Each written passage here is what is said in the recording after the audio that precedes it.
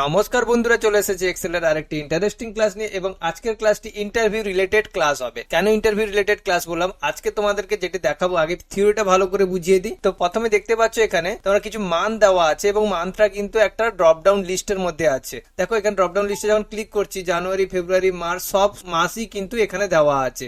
কিন্তু যখনই আমি মাস পরিবর্তন করছি, সঙ্গে সঙ্গে সেই মাসের সংখ্যাটাও পরিবর্তন হচ্ছে, মানে মান্থের নাম্বারটা শো করছে। যেমন জানুয়ারি হলে 1, তারপরে ডিসেম্বর হলে 12 হবে, যেমন জানুয়ারিতে 1 দেখতে পাচ্ছ। আবার ডিসেম্বরে যদি আমি ক্লিক করি, দেখতে পারবে ডিসেম্বরে 12 দেখাচ্ছে। এটা তো সহজ, তাই না? তোমরা হাতেও হিসাব করে দিতে পারবে, কিন্তু ইন্টারভিউতে ফর্মুলা চাইবে, যেটা ফর্মুলার সাহায্যে করো। তো ফর্মুলার সাহায্যে কি করবে, এটাই আজকে তোমাদেরকে দেখাবো। তো আশা করছি থিওরিটা খুব ভালোভাবে তোমরা বুঝে গেছো। তো চলো প্র্যাকটিক্যালটা শুরু করি। প্র্যাকটিক্যালের জন্য তার পরের সিটে আমি চলে যাচ্ছি এবং পরের সিটে এরকম একটা স্ট্রাকচার আমি তৈরি করে রেখেছি এবং এটা ড্রপ ডাউন মেনুও তৈরি করা আছে। তো এটাকে আমি তুলে দিলাম। এটাকে ক্লিক করে ডেটাতে চলে যাব, ডেটা থেকে ডেটা ভ্যালিডেশনে ক্লিক করব এবং ডেটা ভ্যালিডেশন থেকে আবার পুনরায় ডেটা ভ্যালিডেশন। এখানে ক্লিয়ার অল দেখতে পাচ্ছ, জাস্ট ক্লিয়ার অল করে আমি করে ওকে করে দেবো, দিলে ডেটা ভ্যালিডেশনটা উঠে গেল। এবার ডেটা ভ্যালিডেশন তুললাম কেন, কারণ যারা ডেটা ভ্যালিডেশন জানে না তাদেরকে আরেকবার ডেটা ভ্যালিডেশনও দেখিয়ে দিব। প্রথমত আমি যেখানে ডেটা ভ্যালিডেশন করতে চাইছি সেই সেলটাকে সিলেক্ট করব। ওকে, তারপর আমরা চলে যাব ডেটাতে। ডেটা থেকে সেই ডেটা ভ্যালিডেশন, যেটা ডেটা টুলসে যে গ্রুপটি রয়েছে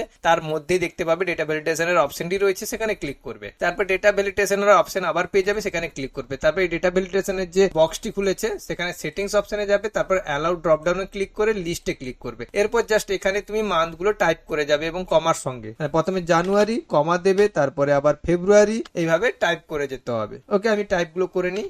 লাস্ট ডিসেম্বর পর্যন্ত আমি টাইপ করে নিলাম এবং ওকে করে দিলাম। এবার দেখো আমার ড্রপ ডাউন মেনুতে সুন্দরভাবে লিস্ট চলে এসেছে। এরপর আমি চাইছি এই মান্থ ওয়াইজ আমাকে যেন এখানে তার সংখ্যাটা দেখায়। যেমন ফেব্রুয়ারি হলে 2 দেখাবে, তার জন্য আমি প্রথমে কি করব, যেহেতু আমাকে মান্থ থেকে সংখ্যাতে কনভার্ট করতে হবে, তার জন্য মান্থ ফর্মুলাকে কল করব। তার জন্য ইকুয়াল দেবো, ইকুয়াল দেওয়ার পর মান্থ, MONTH, মান্থ ফর্মুলাকে কল করলাম এবং ফার্স্ট ব্র্যাকেট দিয়ে তারপর ডেটা ভ্যালুকে কল করব। ডেটা ভ্যালুর কাজ হচ্ছে কোন তারিখ বা মান্থকে সংখ্যাতে কনভার্ট করে। তাহলে আমি এখানে কি করব, ডেট ভ্যালু ফর্মুলাকে কল করলাম এবং ব্র্যাকেট শুরু করলাম। এরপরে এখানে আমি কি করব, টেক্সট নেব, ডেটা টেক্সট দেখতে পাচ্ছ। তো ডেটা টেক্সটে যেন আমি কেউ টেক্সট নিতে হলে ডবল কোটেশনের ভিতরে নিতে হবে। ধরো ডবল কোটেশনের ভিতরে আমি দিয়ে দিলাম জানুয়ারি, কিন্তু ডবল কোটেশন শেষ করলাম। তারপরে অ্যান্ড কে কল করবো, অ্যান্ড কে কল করার পরে 1 থেকে শুরু হবে।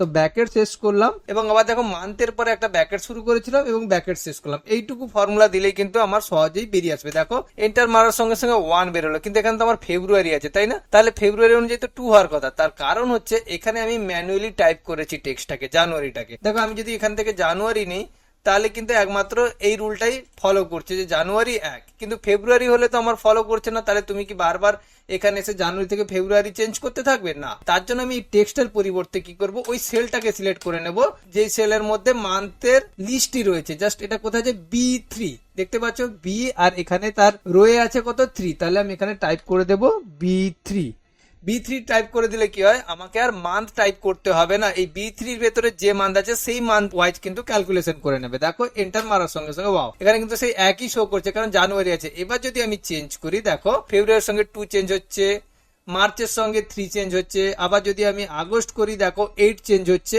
তাহলে এইভাবেও কিন্তু আমরা সুন্দরভাবে প্রত্যেকটা মান্থের নাম্বার বের করে আনতে পারবো। এইভাবে কিন্তু তুমি ক্যালকুলেশন করে ফর্মুলা দিয়ে বের করে আনলে কিন্তু ইন্টারভিউ সহজে পাস করে যাবে এবং একটা ছোট্ট চাকরিও তুমি পেয়ে যেতে পারো।